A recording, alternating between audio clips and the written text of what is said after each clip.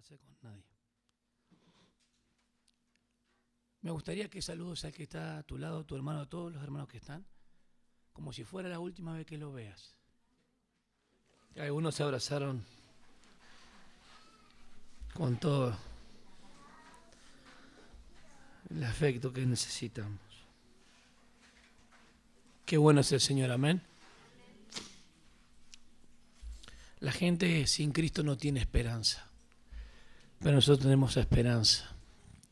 Sabemos que la muerte para nosotros es un estado de separación nada más, no es un estado final. Y nosotros nos gozamos de saber que el amor de Dios se ha derramado en nuestros corazones. Tenemos muchas fallas, muchas limitaciones, pero si nosotros nos dejamos un poco más adentrar en el océano del Espíritu, en serio, el Señor va a llegar a esta iglesia donde nunca pensamos. Y no nos vamos a comparar con nadie, solamente con lo que el Señor quiere. Pero si todos ponemos un poco y todos nos amamos y oramos los unos por los otros y llevamos las cargas los unos a los otros, y donde no está un hermano está el otro, donde no está una hermana está la otra, y toda murmuración, toda contienda, toda envidia y todo celo queda a los pies de la cruz, porque ese Adán está muerto. Sin embargo, los vestigios siguen. Y el apóstol Pablo habla en 1 Tesalonicenses capítulo 4, del 13 al 18, acerca del arrebatamiento. Hoy vamos a hablar de la esperanza que tenemos los cristianos. Hoy vamos a hablar del arrebatamiento y las palabras que se confunden de la segunda venida con el arrebatamiento. Fanero, epifanía, apocalipsis, sí que es apocalipto, ¿no? Y todas esas palabras.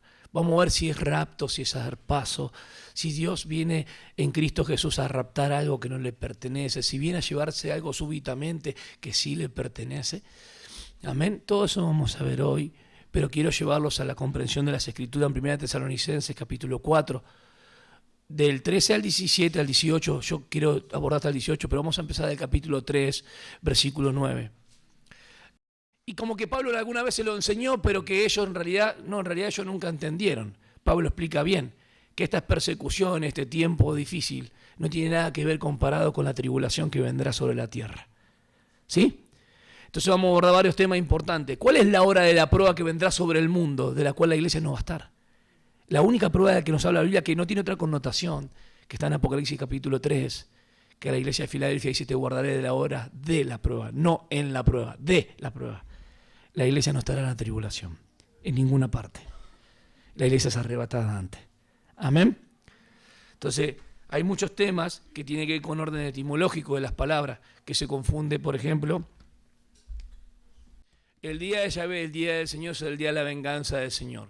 El problema es dónde nosotros vamos a ubicar la tribulación, la 70ª semana de Daniel que vendrá sobre la tierra, Apocalipsis capítulo 4 hasta el 19, de todo lo que vendrá sobre la tierra. Nos vamos antes, nos quedamos en el medio, es un arrebatamiento parcial, va a salvar a algunos creyentes y los otros los deja. No. Va a venir un espíritu engañoso por no haber abrazado la verdad en este tiempo, cuando la iglesia sea arrebatada, y no creerán. Va a venir persecución y hambre como jamás hubo sobre la tierra. La gente amontonará su dinero, pero no tendrá. Otros amontonarán las armas para hacer otra utilidad. Los niños y los pequeños padecerán muchísimo. Lamentación nos habla de eso, lo que van a hacer con ellos. Las mujeres que están encintas van a rogar no dar a luz. Y un montón de situaciones que pasan que no pueden ser una connotación para la iglesia. Hay una cuestión etimológica de la palabra, Mateo 24, uno será dejado y otro será tomado, de donde viene justamente arrebatar también, harpazo. La palabra rapto no es bíblica, no hay un rapto, porque el rapto tiene violencia, coerción, es algo que no le pertenece. El arrebatamiento es la palabra que utiliza Pablo en 1 Tesalonicenses 4:17, harpazo, arrebatar algo que le pertenece, algo que compró con su sangre preciosa. Amén, hermanos. Algo que nos lavó, el Señor nos lavó para siempre. Qué maravilloso nuestro Señor. Estoy solamente acá de pie porque Cristo Jesús está presente. Vos estás de pie porque el Señor vive. Amén. Vamos a ver estos puntitos. Hechos 18, el contexto un poquito nomás. Fíjense lo que le pasó al apóstol Pablo. Hechos 18, versículos 5 y 6.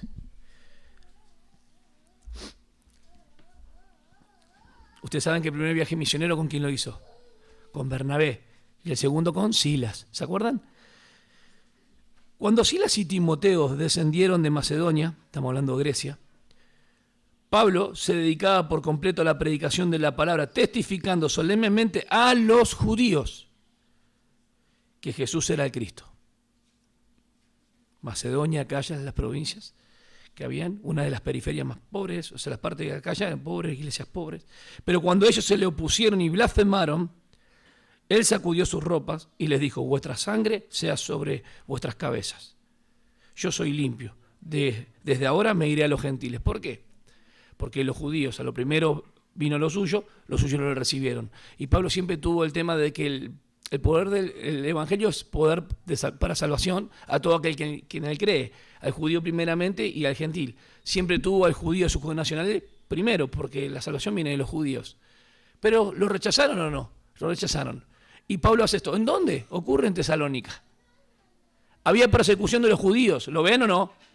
Bien, ahora vamos a 1 Tesalonicenses capítulo 2.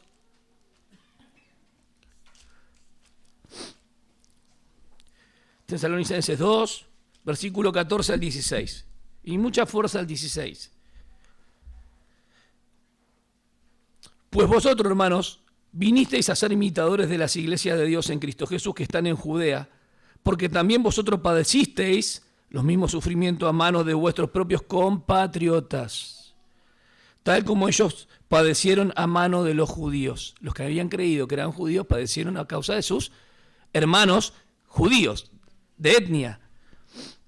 Versículo 15, los cuales mataron tanto al Señor Jesús como a los profetas. ¿Qué les parece? Y a nosotros nos expulsaron. ¿De dónde? De lo que leí hoy. Y no agradan a Dios, sino que son contrarios a todos los hombres. ¿Por qué? Porque el versículo 16 explica, impidiéndonos hablar a los gentiles para que se salven. La predicación del evangelio es sumamente necesaria y es imprescindible para la salvación. Ni un ángel del cielo, ninguna revelación, ni que se te apareció algo. Si el evangelio no llega a vos, no podés ser salvo, porque el evangelio tiene que tener el contenido, el mensaje, la querigma, que son las buenas noticias de que Cristo hizo algo por vos, de que la promesa es la vida eterna y que el que cree en Él no morirá jamás. Amén. Con el resultado de que siempre llenan la medida de sus pecados, pero la ira ha venido sobre ellos tal extremos. Este tiempo proléptico, que no lo puedo explicar ahora, es que Dios había decretado sobre Israel y el año 70 de la destrucción del templo. La ira de Dios iba a llegar sobre ellos, porque el juicio de ellos a la nación, podríamos decir, bueno, rechazaron al Mesías. ¿Cuándo? Mateo capítulo 12. Todo lo que hace lo hace por medio de Belzebul. Le categorizaron. Belzebul es el dios de las moscas, pero es mucho más fuerte que eso. Tiene que ver con que no dijeron que el espíritu estaba sobre él. El espíritu de Adonai está sobre mí. Lo que descalificaron era la profecía de Isaías y lo que él leyó en Lucas capítulo 4. Esta profecía hoy se ha cumplido en medio de ustedes. Entonces, cuando él agarró el rollo, no es que cerró como muchos interpretan y Jesús se sentó y lo miraba. No, cuando alguien agarraba el rollo, él era un rabino itinerante, hermanos. Él caminaba, él no tenía un campus ni una iglesia. Él caminaba y los discípulos le seguían. Y cuidado con conseguir la palabra discípulo o tratar de hacer coincidir discípulo con el discipulado de hoy. El discípulo que estaba en el tiempo de Jesús tenía que las palabras permanecer en ellos para tener vida eterna igual al reino. No tiene nada que ver con la expresión que tenemos hoy de ser aceptados en la gracia y la salvación de que estemos con Cristo Jesús. El discípulo hoy es porque ya ha sido salvo y sigue a Cristo. En ese momento tenían que las palabras de Jesús permanecer en cada uno de los que le seguían. ¿Entendieron? Porque eso de permanecer era símbolo de creer. ¿Qué pasa? Quedan los ojos así. Porque esto es básico para nuestras vidas. Por eso ustedes van a encontrar mucha connotación en los evangelios sinópticos donde habla de que el que me sigue, el que se niega a sí mismo, porque era algo que pedía específicamente a ellos. El mensaje a los judíos en el Sermón del Monte no fue crean en la muerte, sepultura y resurrección. No fue el mensaje para ellos. Ese es el mensaje para nosotros. Amén. el Señor Jesús nos ha salvado sin merecerlo. Alguien ha escuchado el Evangelio y dicen que un loco, ¿quién lo mandó a morir por mí? ¿Qué culpa tengo yo? ¿No se dan cuenta que todo hombre que nace en este mundo está unido a Adán? Y que todas las personas que tengan vida eterna están unidos ¿a quién? ¿A Cristo Jesús? Ustedes saben que el problema más grande que hay para la sociedad que dice que todas las cosas tienen solución menos si la muerte tiene solución en Cristo Jesús. Pero como las personas no tienen esperanza, no saben la voz del triunfo, que alguien ha vencido a la muerte. ¿Amén? Entonces Pablo le está diciendo, me están impidiendo predicar, me están impidiendo que Dios llegue con el mensaje. No están rechazando a mí, que es la conclusión del versículo 8 de 1 Tesalonicenses 4, sino a Dios, porque Dios lo había mandado a Pablo. Cuando vos predicas el Evangelio y te rechazan, no importa. No te están rechazando a vos, te están rechazando al Señor. Cuando rechazaron a Juan el Bautista, dice Mateo 11, ¿pero quién le mandó a Juan a hacer eso? Encima a bautizar a los judíos, si los gentiles son los impuros. Hagan pues frutos dignos de arrepentimiento. Mateo 3:8. Dijo que el hacha está puesta a la raíz del árbol, porque estaba hablando de Israel. ¿Qué tenía que hacer Israel? Arrepentirse. ¿Y cuál es el arrepentimiento? Decir, no merecemos esto, realmente hemos pecado como nación. Y bautizarse ¿qué? En el bautismo de Juan, porque es el anticipo ¿a qué? A aceptar al Mesías. No le dijo arrepiéntanse y crean en Jesús, en su muerte, sepultura y resurrección, porque eso mucho después. Nosotros tenemos un mensaje que dar. ¿Qué mensaje es? A los niños de la escuela bíblica, a todas las personas que están, a los jóvenes adolescentes. Cristo Jesús murió, fue sepultado, pero resucitó, porque si no, esto no representaría lo que es Él. Hay alguien que se levantó de la tumba, lo hemos visto en Cristología. Hay alguien que dejó la tumba vacía. Hay alguien que los ungüentos lo dejó todo ordenado para demostrar que iba a volver de nuevo. Y los tipos que estaban custodiando ahí, los romanos afuera, hace rato que estaban custodiando una tumba que ya estaba vacía, porque Cristo ya había resucitado. Y si Él vive, entonces la esperanza nuestra no avergüenza. Porque el amor de Dios, dice Pablo en Romanos 5, se ha derramado en nuestros corazones por el Espíritu que nos fue dado. Y vos debes saber bien si sos salvo, porque has creído y has aceptado que Cristo lo hizo posible. ¿Qué hizo posible? Que entremos en el cielo. Un día te veré, Señor. Un día te veré, Señor. 1 Corintios capítulo 11, 24 al 26. Está la copa. ¿Sí? El pan. Este es el pan. Todas las veces que la bebieres y comieres, ¿la muerte de quién? ¿Del Señor? La muerte del Señor anunciáis. ¿Hasta qué? Hasta que Él venga. ¿Sí? Vienen los que esperaron en Él, en Cristo. Nosotros, si vivimos, seremos arrebatados. Y en el aire el Señor nos dará la bienvenida con gran gozo. Y veremos al Señor. Todo lo que hemos sufrido acá. No puede ser. Bueno, no entendiste entonces lo que es el Evangelio. El Evangelio es sangriento. Si la llevaste de taquito, el Señor te va a recibir igual, porque hasta el cristiano más débil va a entrar. Pero yo quiero tener coronas y galardones. Cuando predicó el hermano Martín el otro día, ¿no acaso no dijo 2 Timoteo 4:8? No solamente para mí, sino para que todos aquellos que aman, ¿qué? Su venida. Hay una corona de justicia para los que aman su venida. Si la semana pasás un solo día sin pensar en Cristo Jesús, entonces no estás amando su venida, hermano. Discúlpame. Te tengo que exhortar al ánimo. Pensá en que Cristo viene. Entonces, ¿qué hace? Corazones puros. Amén. Me limpio porque yo sé que Él viene. No como hacía antes el Pentecostal. ¿Estás preparado si viene hoy el Señor? Porque si no te vas al infierno. Te vas a quemar. Y así predicamos nosotros. Nos enseñaba la gente que quería aceptar a Jesús. Nunca le hablamos de la gracia, porque el tema era poner pavor y miedo para que la gente acepte al miedo al infierno, entonces se salvan. No resultó. No resultó. Porque ni el infierno, ni las muertes, ni las puertas las van a prevalecer contra la iglesia. Y Cristo, cuando da el mensaje, Pedro dice, hagan esto. Pablo dice esto, creen en el Señor Jesús solamente. No dijo, arrepentite porque te vas al infierno. ¿Vieron qué mensaje distorsionado? Nunca habló de Cristo en el mensaje. Nosotros vamos a ir al cielo con el Señor. No sé si alguna vez pensaste en el cielo, vos estás viendo este espacio, ¿no? O el firmamento y lo que ves los pajaritos y demás, el segundo cielo también. Pero todavía no fuiste mucho más allá. Y todavía no vino nadie para contártela.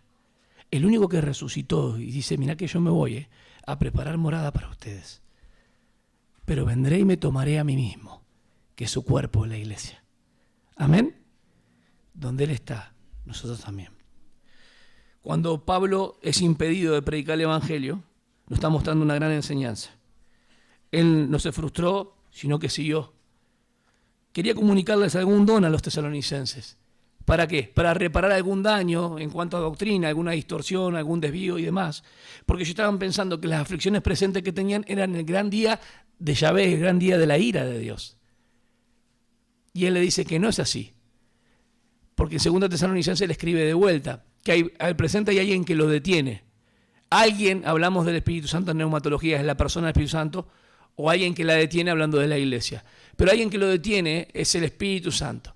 Por lo tanto, el hombre de iniquidad, el inicuo, el anticristo, no se manifestará hasta antes de la iglesia ser arrebatada. Y cuando hablo de la manifestación del inicuo, estoy hablando ya de la parte grave de él, de los 3 años y medio finales. Pero todo ese periodo, que es el día de Yahvé, no es un día, es un periodo de 7 años y un poco más. ¿Se entiende? Nosotros no vamos a estar ahí. Entonces, ¿cuál viene el problema en las iglesias? Que a mí me interesa aprender a mí de escatología. Escatos es últimos y logos es tratado de estudio. Estudiar sobre las últimas cosas. Ustedes leen Apocalipsis capítulo 1, versículo 1 al 3, dice, bienaventurado el que lee, oye, entiende y hace. El libro de la profecía. Entonces vemos que las iglesias de Apocalipsis estaban viviendo un momento difícil. Y el hombre que se ve con cabello blanco, con ojo que traspasa ahí como un fuego, que camina entre los candelabros, que son las iglesias, y las estrellas son los pastores que estaban pastoreando, viene a cada una de las iglesias con una admonición y una advertencia, y con una exhortación. Limpien, busquen colirios para limpiar sus ojos. Ustedes se creen ricos, pero son pobres, ciegos, desventurados y desnudos. Ustedes creen que están enseñando la doctrina, pero en realidad Jezabel se sienta para pastorearlos a ustedes. Ustedes creen que están haciendo la función de pastores buenos, pero en realidad están fundándose sobre Nicolaíta. Nico es en realidad conquista y Laos es pueblo. Están subyugando al pueblo. Cristo no está en esas iglesias. Cristo está afuera, dando el dabonazo, golpeando con cadena fuertísima. Y si alguno oye la voz de él va a entrar y va a tener comunión, pero lo dejaron afuera a Cristo. Y hoy, en esas 7 iglesias que hay ahí, salvo la de Filadelfia, y una que ha guardado la palabra hasta el final, y la de Sardis, no borraré su nombre del libro de la vida. Es un enfático no. Se usa una figura de dicción con el doble negativo para poner una certeza. Es imposible que borre tu nombre del libro de la vida. No está diciendo que si haces algo te puede borrar el Señor. Él no borrará tu nombre, Raúl. Ni Mary Kay te salva a vos, pero el Señor te salvó. Él no borrará. A nosotros nos quieren borrar del mapa, pero el Señor jamás no borrará. Miren cuántas manchas tiene el tigre y cuántas manchas tenemos nosotros. Creo que nosotros tenemos más manchas que el tigre. Y el Señor aún así, Dios lo ve a cada uno de ustedes y a mí como si nunca pecamos. Va Balaam y dice, no los puedo maldecir, pero maldícelo. Mirá todas las actitudes que tienen estos judíos, mirá lo que hacen. Dios no ve pecado en ellos, porque Dios lo había escogido, los había redimido, lo había sacado con brazo fuerte antes que ellos empiecen a caminar, antes que vos empieces a andar. Cristo ya te había salvado. Vamos a seguir, pues si no me voy, ya me voy. Bien, la pregunta de Tesalonicenses está en el versículo 9. ¿Están contentos, hermanos? Bien, estamos estudiando los días miércoles. Cuando quieran venir, el jueves les invitamos. Vengan los miércoles de estudio de la palabra del Señor. Es hermoso estar con los hermanos, nos reímos, nos divertimos, ¿sí? Leemos las Escrituras, compartimos, salen ciertos pecados. Salió un pecado de una hermana impresionante, pero no lo voy a contar, pero está por ahí. Qué lindo es disfrutar de los hermanos. Cuando uno aprende a disfrutar de los hermanos, se siente que el otro sí importa. Yo la extraño a mi hermana Lidia, extraño a mi hermana Cristina, a Raquelita, bueno, tiene todas sus actividades, y extraño a mis hermanos cuando no están. Cuando no vienen a las reuniones, nosotros extrañamos y estamos orando. El liderazgo está orando por esto. Pero hay una relación individual que tenemos, la que el ojo no puede llegar, ni el mío tampoco. Nosotros no somos policía de las personas, no somos detective privado. Así que cada uno va a poner su corazón ahora a meditar en lo que vamos a leer. ¿Qué les parece? ¿Sí? Vamos a hacer bien en eso. Capítulo 3, versículo 9 dice de esta manera: pues, ¿qué acción de gracia podemos dar a Dios por vosotros, por todo el gozo con que nos regocijamos delante de nuestro Dios a causa de vosotros? Según oramos intensamente de noche y de día, ¿qué podemos ver vuestro rostro? Dice, y que completemos lo que falta a la fe. O sea, había algo que añadir, algo en cuanto al conocimiento, algo de poder acompañarlos en este crecimiento, en esta madurez, porque eran bebés. Yo quiero ir a comunicar un don espiritual, ayudarlos en la doctrina, a fortalecerlo en aquello que han aprendido, abundéis más y crezcan. No eran los corintos esto, no eran que tenían muchos años ya, eran nuevitos, pero habían entendido ciertas cosas no bien como esto. Confundían que la persecución presente ya era el día de Yahvé, el día de la venganza de Dios. Y que los hermanos que murieron, ¿qué va a pasar con los hermanos que murieron? Tranquilos, que ellos resucitarán. Y nosotros que vivimos, tranquilos, que Dios transformará nuestro cuerpo. Y acá está la respuesta para Alejandro y varios hermanos. Llegó el día. Yo me acuerdo de las preguntas que hacen, Hace como 3 años esa pregunta. ¿Qué pasa con el cuerpo de los que quedan? Serán transformados. No probarán jamás la muerte. Porque este cuerpo es de humillación, corrupción, pero empieza uno nuevo, de incorrupción. Y lo mortal se vestirá de inmortalidad.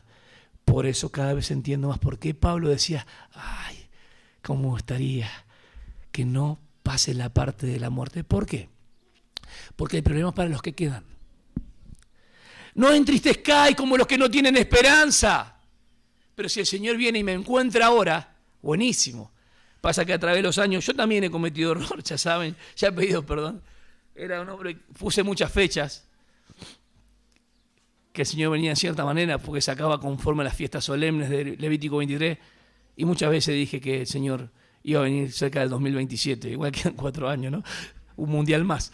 Pero bueno, todos los que han errado, de los adventistas, Elena Way, Russell también, Rutherford, y todos pusieron fecha y nunca vinieron, ¿no? Nunca vino.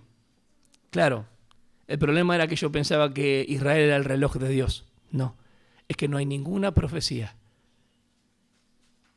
para que el Señor venga de manera inminente. Él puede venir hoy. Y yo miraba a Israel, por eso. Pero yo ya pedí perdón y me confesé también. El Señor es bueno y nos ayuda en los errores si somos humildes. Y yo sé que en ese momento lo he dicho ya 2 veces.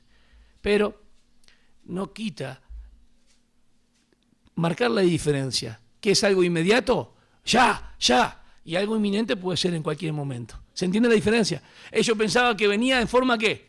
Inmediata. Y dejaron de trabajar, dejaron de laburar hablando en criollo. Dejaron de hacer con sus manos lo que es importante. Empezaron a hacer cargas a otros. Y a tener necesidades. Vago, haragán. Mirá la hormiga cómo trabaja, dice el proverbio. Que no es perezosa. Es importante trabajar con nuestras manos y poder bendecir. Amén. Ellos habían dejado de trabajar, los hermanos. Acuérdense que el concepto griego, el tema de las manualidades, estaba muy por afuera, no le importaba nada eso. El hacer cosas, los oficios y demás. Bien. Versículo 9. Mi corazón está con la iglesia acá local. Qué gozo me da, hermanos. ¿Qué acción de gracia podemos dar? Esta oración está a favor de la santidad y comienza en el capítulo 3, versículo 9. Y precede a la petición del versículo 11 al 13. Pasemos ahora a la oración. Pues, ¿qué acción de gracia podemos dar a Dios por vosotros? Por todo el gozo con que nos regocijamos por ustedes. ¿Qué acción de gracia tengo yo delante del Señor hoy en la mañana cuando daba gracias al Señor hago por ustedes? Tengo una acción de gracia, una gratitud. Nada de lo que me pasa a mí tampoco personalmente va a nublar lo que yo veo en mis hermanos y el amor del Señor creciendo en ustedes. Amén. Ese también es mi gozo, me estimula a mí. Esto promueve a seguir adelante. ¿Qué acción de gracia podemos dar? ¿Qué acción de gracia ustedes pueden dar por sus hermanos, por nosotros también, por la iglesia? ¿Tratar de completar o reparar alguna deficiencia puede ser? Sí, hay cosas para corregir. Amén. Pablo quiso hacer y comunicar algo conforme a la doctrina y enseñanza. Y nosotros tal vez tenemos otras cosas. Podemos tener enseñanza, pero hay actitudes que aún podemos sustituir. Queremos ser mejores cristianos. Amén. Dos quieren ser mejores cristianos. Los otros quieren ser excelentes. Está bien. Entendí. El primer punto es la oración. El segundo punto va a ser la petición. Versículo 11 al 13. Ahora pues que el mismo Dios y Padre nuestro Señor Jesucristo, miren, la deidad, las dos personas, dirijan nuestro camino a vosotros. Primer punto, quería que el camino sea dirigido de Pablo de vuelta a ellos. ¿Para qué? Para comunicar esto. Si hay alguna falta, hay que reparar algo, hay que tratar de que eso no se desvíe, sino como el tutor enderezar y seguir y que no aprendan mal. Que no tengan una distorsión de la enseñanza, porque Pablo nunca le dijo que el día de la venganza de Dios era ese momento de la persecución. ¿Los cristianos pasan por tribulaciones o no? Por muchas. Y es necesario que pasemos por muchas para entrar. Pero ninguna de esas tribulaciones tiene que ver con la gran tribulación de la que nos hablan los profetas en el Viejo Testamento. ¿Estamos bien? Buenísimo. Versículo 12. Y que el Señor os haga crecer y abundar en amor unos para con otros y para con todos, como también nosotros lo hacemos para con vosotros. El amor es la insignia, ¿sí?, del cristiano. Jesús le dice a sus discípulos: en esto conocerán que vosotros amáis los unos a los otros en Cristo. Porque la ley decía que amar a su prójimo como a sí mismo, pero no lo podía hacer. Jamás podían hacer. Pero en Cristo un mandamiento nuevo os doy, que os améis unos a otros, porque en Cristo yo os he amado. Hoy nosotros podemos amar hasta nuestro enemigo acérrimo, hasta el que nos hizo daño, hasta el que no lo querés ni ver en la sopa.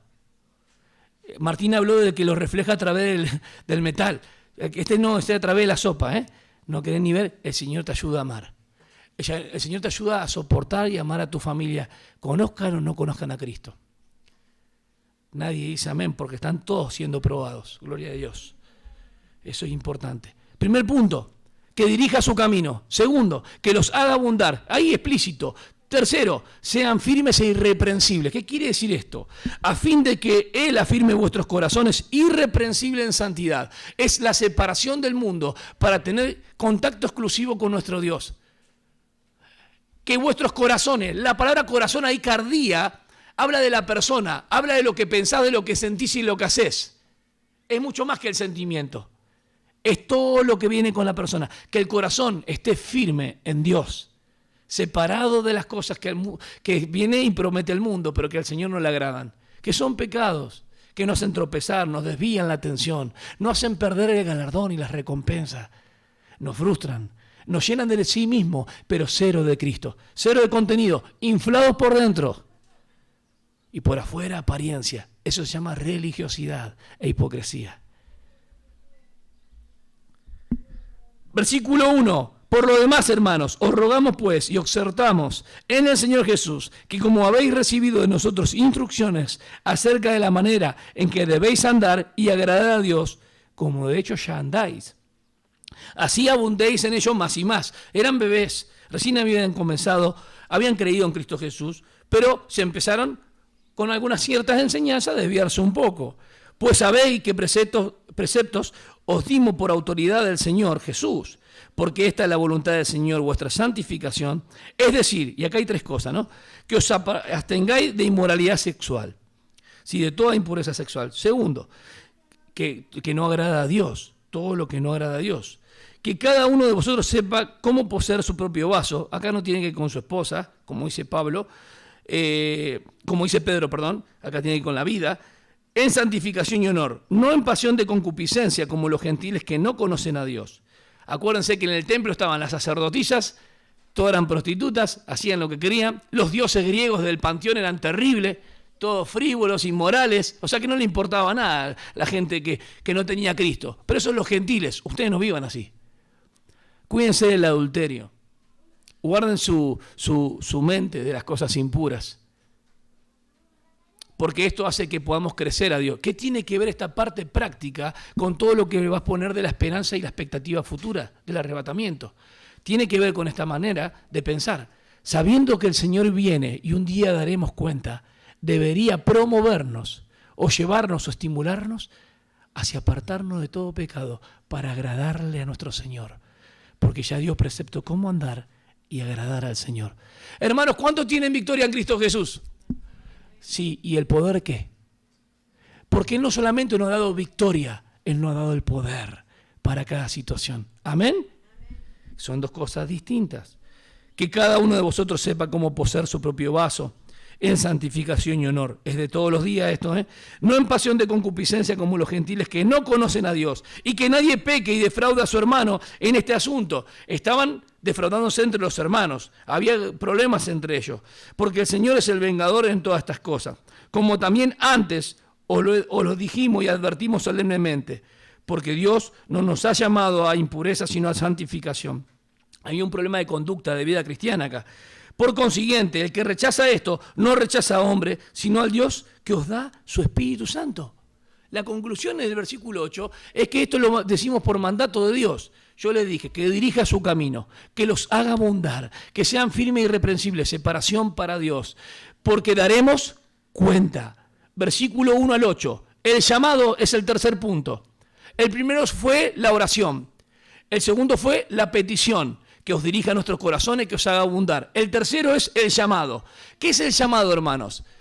El llamado viene y la autoridad está fuerte en el que llama, ¿o no? ¿Sí? O sea que el llamado está precedido por la autoridad. Fíjense, Dios nos mandó. Este mandamiento nos dio Dios. ¿Cuál es? Vuestra santificación. No es de hombre, Dios lo mandó. O sea que el mandamiento, la autoridad está dada por algo que está antes del llamado. El que nos llamó tiene la autoridad precede porque es el que nos llama a ser santos. Nos llamó para ser santos para Él. ¿Amén? El llamado, ya habían recibido instrucciones para andar y agradar a Dios. Abundéis más y más. ¿Eran cristianos o no? Sí eran cristianos. Versículo 1 al 3 muestra la autoridad del que llama. Es Dios. Porque dice, si no obedecemos, estamos rechazando ¿a quién? ¿A los hombres o a Dios? A Dios. Versículo 4 al 8. Llamados, hay una autoridad que precede al llamamiento, detrás del llamado, y es un mandato a andar, una vida apartada para Dios. ¿Cuál es la voluntad de Dios? Vuestra santificación experimental. ¿Qué implica eso? Tres cosas que estamos ahí. Abstenerse de toda clase de inmoralidad sexual, o evitar el adulterio, obviamente. Ser honesto y honrado, porque se estaban defraudando entre ellos. Se estaban defraudando entre los hermanos. ¿Podría haber usura? Sí. ¿Te presto 10 y me das 20? Podría también. ¿Te salgo de garante y después te embargan la casa? Sí, hermanos, en la fe hacen eso, que le falta el coino. Yo le conté el del lavarropa de Buenos Aires. Empezó a sacar lavarropa y el hermano empezó a salir de garante. Después ya no era lavarropa, era el lavarropa, la plancha y todo aquello. Dijo, el Señor sabrá cómo ayudarnos. Pero le endeudó a la persona que le ayudó. ¿Debemos pagar nuestras cuentas o no? No nos gusta pagar la cuenta, ¿no? ¿A quién le gusta pagar la cuenta? A mí me encanta. Cuando viene, pero hay que pagar los servicios, hay que pagar todo. Dice Dios que puso servidores para el bien público, son servidores de Dios. Y están puestos ahí por Dios. Nosotros tenemos que obedecer a ellos. Pero acá están hablando los hermanos. Había problemas entre los hermanos. También no sé si se prestaban plata o no. Acá hay otros problemas, ¿eh? Hay otros problemas de interés acá que se desconocían. Problemas de inmoralidad. Otros problemas también. Mas en cuanto al amor fraternal, no tenéis necesidad de que nadie os escriba, porque vosotros mismos habéis sido enseñados por Dios a amaros los unos a los otros. 3 veces aparece amaros los unos a los otros, y arriba también dice los unos a los otros. Abundar en amor unos por los otros. No tenéis necesidad, porque en verdad lo practicáis con todos los hermanos que están en toda Macedonia. Pero os instamos, hermanos, a que abundéis en ellos más y más. Pablo quería que ellos crezcan más y más. Qué exigente que es Pablo, hermanos. Qué exigente que es. Era muy exigente. Querían que abunde más y más. ¿Por qué Pablo decía eso? Para que no haya tropiezo, para que no se desanimen, para que de la manera que creyeron en Cristo Jesús y lo vieron en Él, puedan seguir firmes hasta el final. ¿No hemos hablado de la carrera muchas veces, que no son de los que salen, sino los que llegan y cómo llegan? ¿Cuántas personas llegan al final de sus vidas en el cristianismo diciendo que lo hagan otros? No, y el tiempo del primer amor que estuviste con el Señor, pero eran otros tiempos, yo era joven, no tenía hijos, no tenía esposo, una felicidad enorme. Y ahí servía al Señor todo el tiempo completo, 24/7. Pero conocía al Señor, ¿viste? Y no es fácil.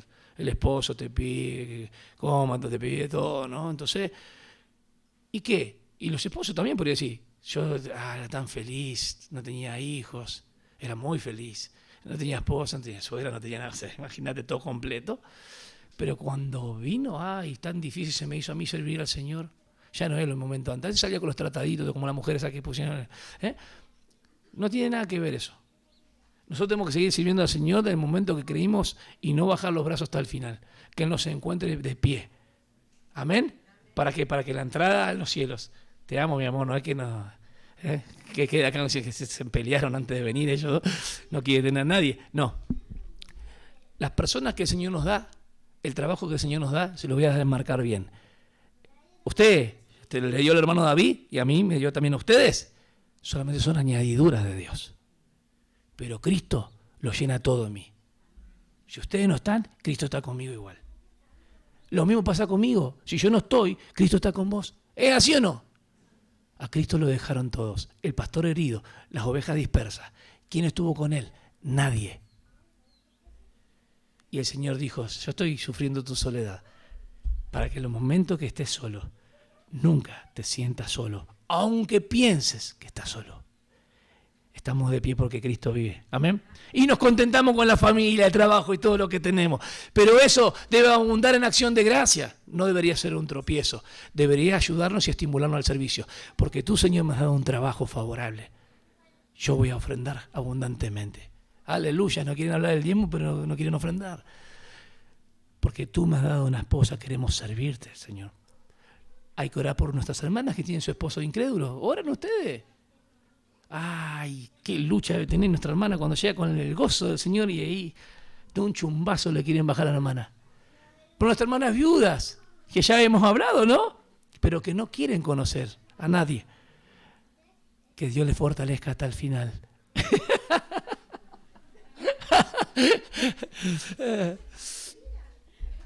No tenemos hermanos viudos, ¿no?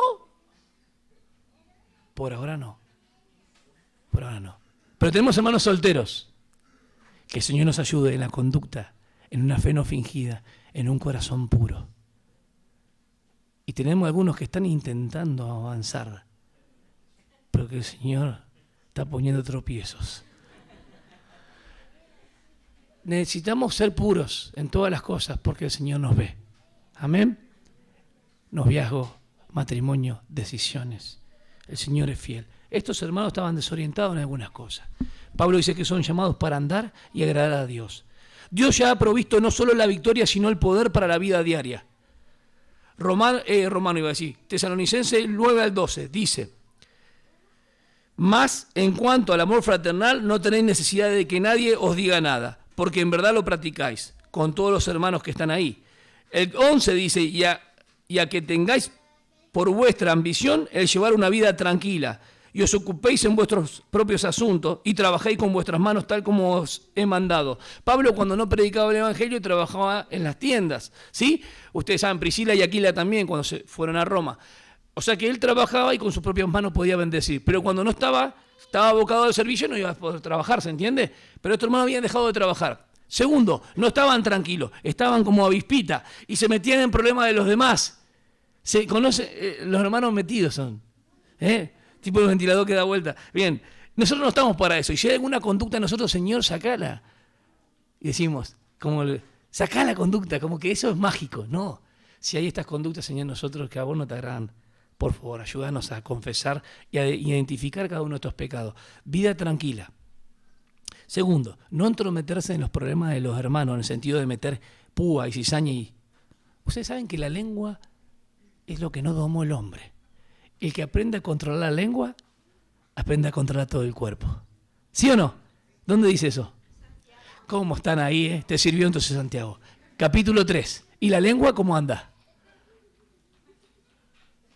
¿La lengua cómo anda? Tiene que estar domada, porque un timón puede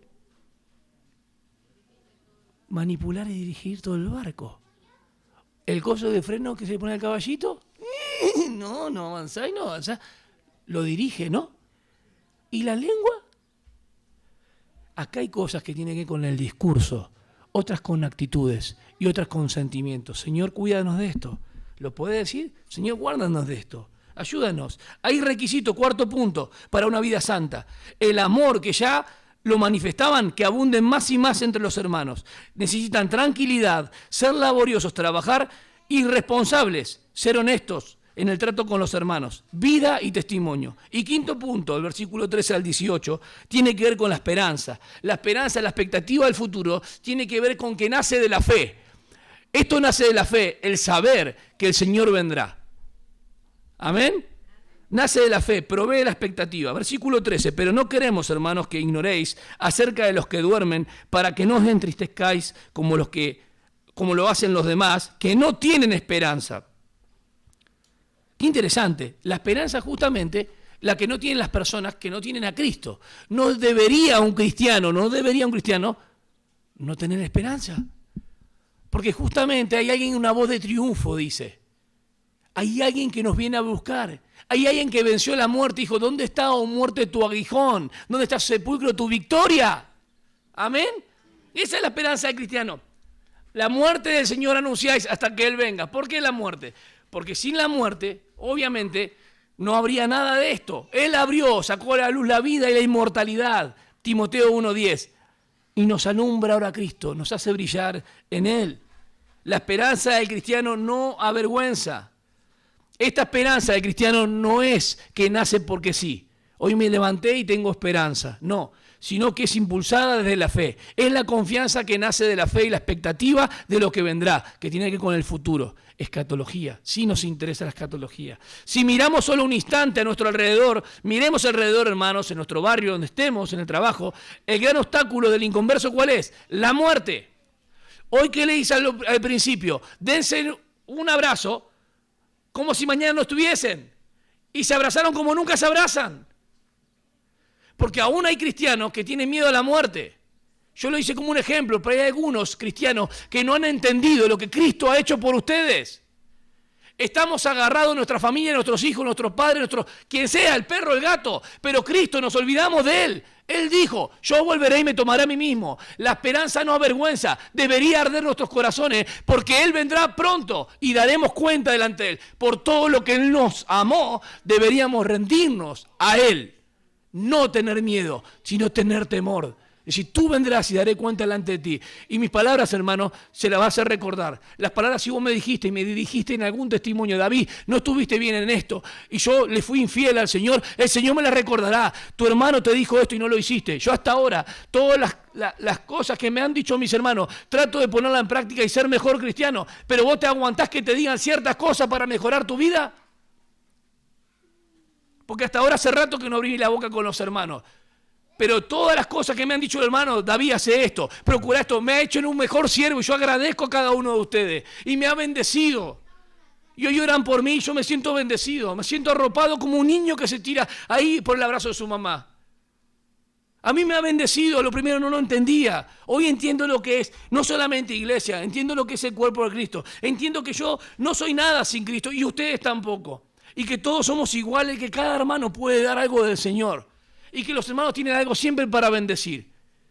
Por eso es importante congregarnos, porque si no, el don tuyo que tenés para nutrir a los demás, no lo tengo yo, lo tenés vos. Y te quedaste en tu casa comiendo alfajor y tomando, qué sé yo, café con leche. La muerte del Señor anunciada hasta que Él venga. ¿Dónde la anunciás? En la cena. No, pero hay un hermano que está impedido, ¿viste? Hay que llevarle la cena al padre. No, la cena se come entre los hermanos. Porque se confiesan los pecados entre los hermanos en la congregación, no en la casa. Cuando el hermano se recupere de su salud, lo que sea, viene y toma la cena tranquilo, no pasa nada. Tenemos religión, necesitamos tener a Cristo. Cristo es libertad y gracia para vivir, mirá, livianito estoy hoy. Pero la hermana me enseñaron un par de ejercicios el otro día, hice. Casi más me desnuco con lo que me dieron. Ya estaba cerca del arpa. Liviano de pecado. Sean sinceros de todo corazón. ¿Cuántos de acá están? No digo 11, 28 de Mateo, venid a mí todos los que estáis trabajando. No, ¿cuántos de acá están en serio cargados de pecado? Nadie va a levantar la mano, está bien. ¿Cuántos de acá le está costando avanzar? Vamos a cambiar. ¿Cuántos de acá piensen, me está costando avanzar? ¿Saben por qué? Porque no están identificando cuál es el impedimento.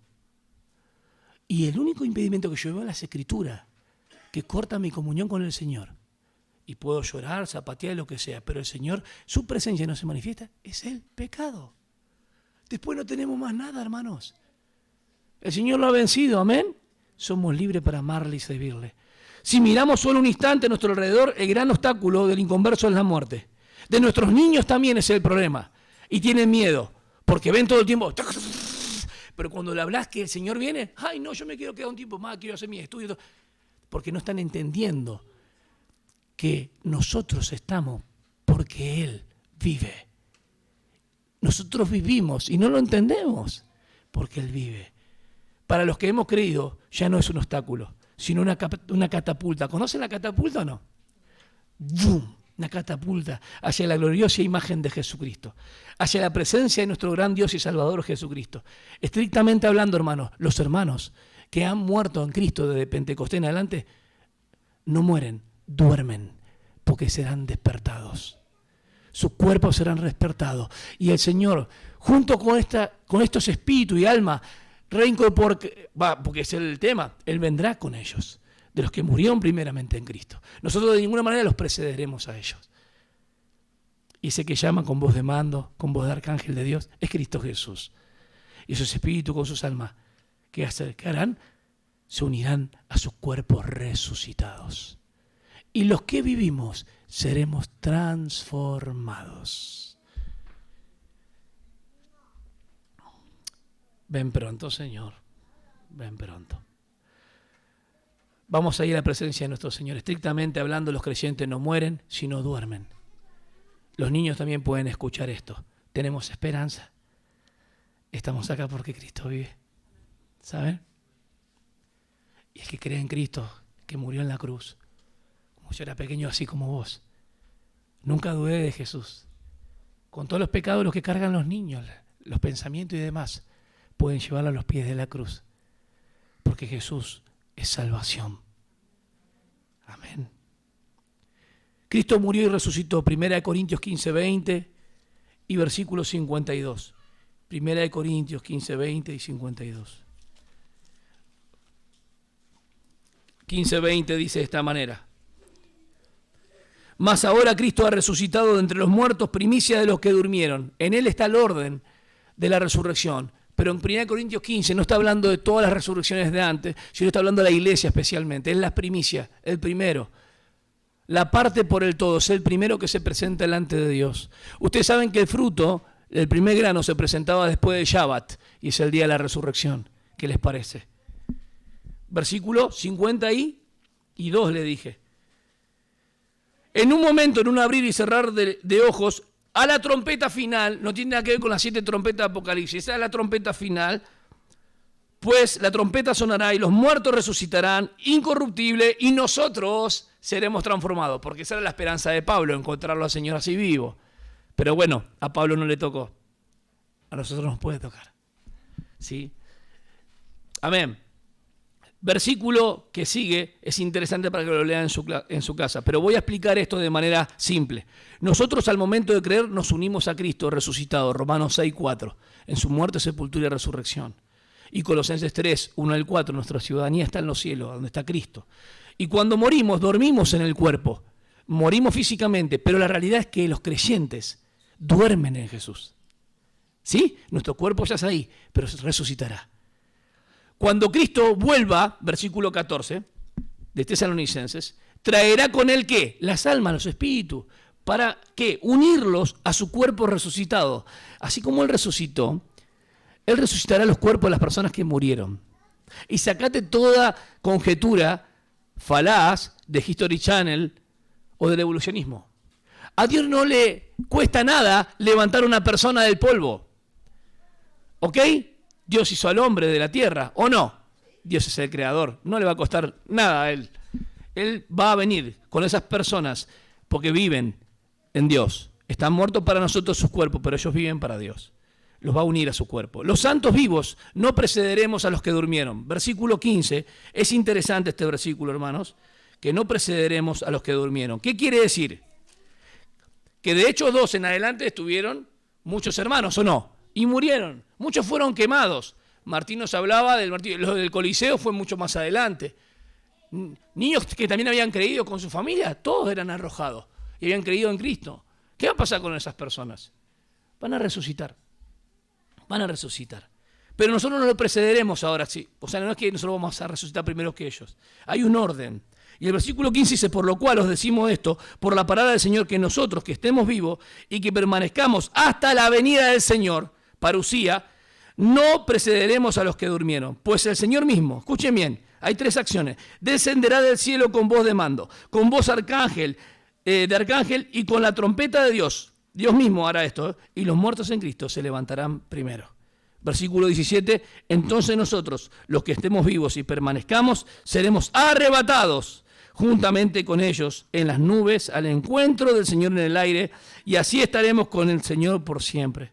Por tanto, confortaos unos a otros con estas palabras. ¿Por qué ponen la parte práctica esto tan importante? Porque sabiendo que el día se acerca del Señor, debería llevarnos a la pureza, a sacar toda inmoralidad. La venida del Señor. Versículo 14, cuando Cristo vuelva traerá con él. Versículo 15, los santos vivos no precederemos a los que durmieron, a los que ya murieron, los que esperan también. Versículo 16 al 18, habla de la venida del Señor y es el 5.º punto, es la respuesta a los cristianos. ¿El primero cuál era? Se olvidaron ya del primer punto. ¿Cuál es el primer punto? Se olvidaron, ¿vieron? La oración. El segundo, la petición. El tercero, el llamado. El cuarto, bueno, requisitos para una vida santa. Y el quinto tiene que ver con la esperanza, la expectativa futura. Y la respuesta de los cristianos, ¿cuál es? Es la esperanza futura. Porque con voz de mando, ¿quién es esto? Es el Señor mismo, personalmente, corporalmente, con voz de mando. 1 Corintios 15, 54 al 57. ¿Dónde está un muerto todo aguijón? Es la voz del triunfo, hermanos. Los muertos en Cristo se levantarán primero, gozate, y después luego nosotros. Y si muero yo, téngame en la lápida, hice lo que pude. ¿Sí? Ya sabe lo que tiene que poner y todo. Yo soy la resurrección y la vida. Y el que cree en mí, aunque esté muerto, vivirá. Yo estoy muy gozoso con saber que voy a estar con el Señor. Esos chistes que nos veremos allá y nos reconoceremos y no querremos estar con el hermano, eso no tiene nada que ver. Porque vamos a estar limpios en cuanto a pecado. Esos pensamientos son de acá, carnales. Pero nosotros seremos todos a la imagen de Cristo Jesús. Hasta el más débil. El problema es, ¿qué llevo yo de acá para presentar delante de él? Versículo 17. Luego los que viven serán arrebatados. No probarán la muerte física. Vendrá súbitamente o inminente, pero no con violencia, con ellos en las nubes, y nuestro encuentro será ¿en dónde? En el aire con nuestro Señor. ¿Cuál es la conclusión? Este es el consuelo y esperanza del cristiano. Los tesalonicenses necesitaban crecer más y les estaba yendo bien, pero eran solo bebés cristianos en ese momento. Les faltó ¿qué? Madurez. ¿Cuál es el gran problema? Y présteme atención bien rápido. La palabra, que ahora no tengo borrador, que es harpazo, la pongo así directamente transliterado, es arrebatar. Arrebatar. O arribar también. O arribar. Esta palabra es la que se usa en tesalonicenses. Hay 3 palabras para arrebatar, pero vamos a usar esta harpazo. Arrebatar algo que le pertenece y sin violencia. Pero hay otra palabra que es sunarpazo. Sunarpazo es arrebatar algo que no te pertenece y con violencia. Por ejemplo, el endemoniado de Lucas 9. ¿Sí? En Hechos, cuando la barca en el naufragio es arrebatada, arremete contra la barca. Algo que no le pertenece, arremete. Eso es algo con violencia, pero que no le pertenece. La palabra que se utiliza para la iglesia no es rapto.